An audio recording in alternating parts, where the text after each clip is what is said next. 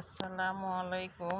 আমার ভাই ও বোনেরা, আপনাকেও বলছি, বিশেষ করে বোনেকে উদ্দেশ্যে বলছি যে আমরা কিছু কাজ করতে হয়। কারণ কাজ কেউ শিখে আসে না মার পেটের থেকে। কাজ যখন মানুষ বুঝে রয় তখন থেকেই মানুষের দেখা দেখি কিছু কাজ শিখতে হয়। দেখলাম অন্যজনের একটা কাজ করতেছে, আমি একটু দেখলাম, শেখার চেষ্টা করলে অনেক কিছু হয়।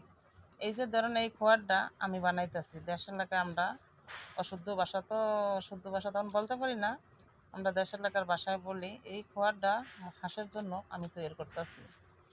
দেখেন আমার খোয়ারটা কীরকম হয়েছে, আপনারা দেখেন।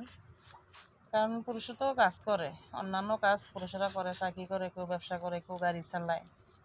তখন মহিলারা কিনলাম একটা পরাম বুদ্ধি না বাইর কইরা এই খড়টা নিজেই বানানোর চেষ্টা করতেছি।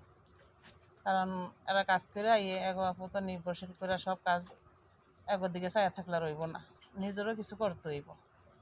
স্বামী স্ত্রী দুজনে মিল করি একটা সংসার উড়ানের চেষ্টা করতে হইব, নাহলে তো আর আফগান সম্ভব না সামনের দিকে। তাই আমি এই হাঁসগুলির জন্য আল্লাহ রহমতে আমার হাঁসগুলি ডিম পাড়ার সময় হইতেছে, এই কারণে আমি এই খোয়ারটা বানাইতেছি, সেট করতেছি। কারণ হাঁসে ডিম পারলে তো অন্য জায়গা লাগে হ্যাঁ।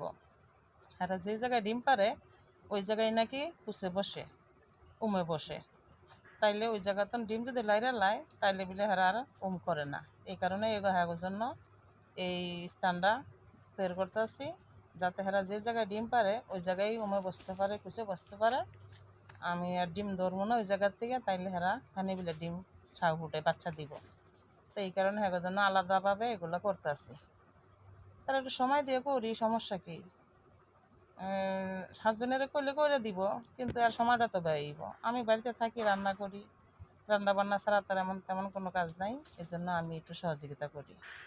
কাজটা করলে আমারও ভালো হইলো, হ্যাঁ একটু আরাম পাইলো, কাজটার ভিতরে হাত না দিয়ে পারলো, সময় না দিয়ে এই সময়টা অন্য জায়গায় ব্যয় করতে পারলো। এই কারণে হেরে হেল্প করলাম।